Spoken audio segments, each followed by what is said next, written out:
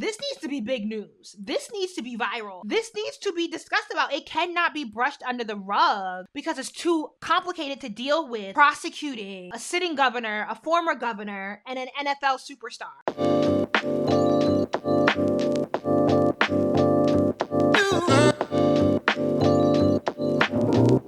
We have to talk about Brett Favre. We're going to pull up this one story from Mississippi Today about how Brett Favre, with former Mississippi Governor Phil Bryant, defrauded welfare programs in one of the poorest states in the United States of America, Mississippi. And it's crazy because what politically is happening in the state of Mississippi, in that you have a Republican supermajority, and they regularly decline aid anytime it's coming from a Democrat president.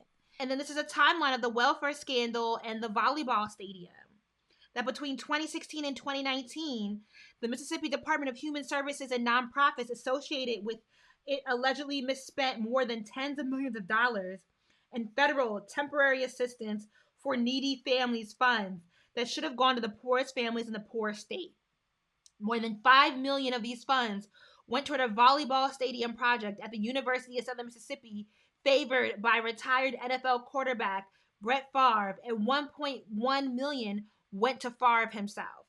And then we get a timeline of all that went down between Brett Favre and this welfare scandal, with text messages between, at the time, Governor Phil Bryant, including Brett Favre suggesting that they should use prison labor to lower the cost for building the volleyball stadium. And yes, this is the same state that has a water crisis because of lapse in city and state government.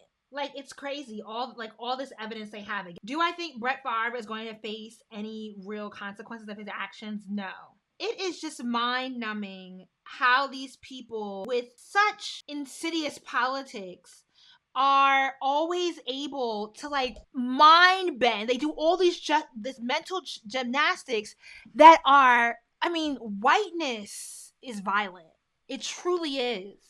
Because there is something about walking this world as an able-bodied white man, and then on top of it, within Brett Favre's case, to be an NFL player, to be in high demand, to be seen as deeply desirable, and to always find a way to excuse any misstep that you take. Defrauding the poorest families in the poorest state from funds, the limited funds that they get access to. This is happening under the Trump era. I don't think we've really ever had an era where public aid through the welfare system has truly been great since Lyndon B. Johnson. Actively, the federal and state governments have sought to put various restrictions around welfare programs. Bill Clinton campaigned on putting work requirements in that would make it more difficult for people to access public welfare.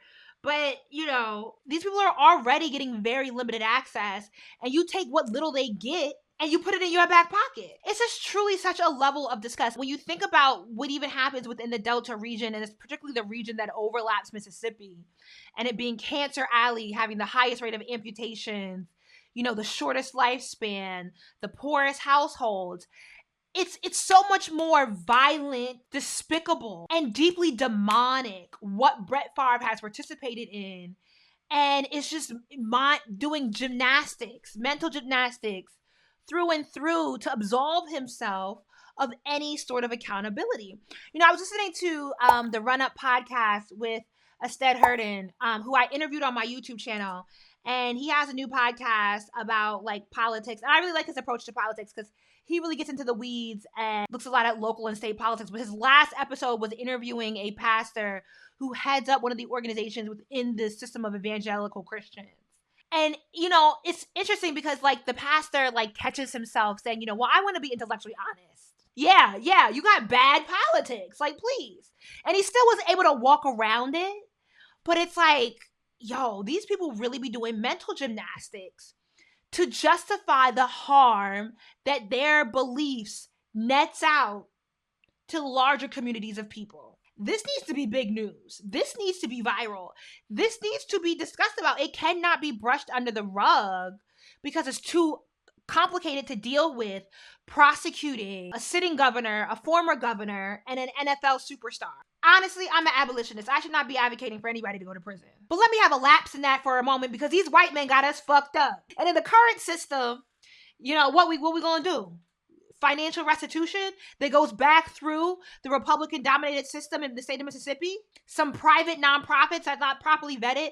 Like, it's unfortunate because largely we do not have these systems and frameworks in place where like true sort of, you know, abolitionist accountability could truly be netted out, because the people that suffered the most in this are the poor families that were eligible for this funding that went to Brett Favre. And is he truly going to pay it?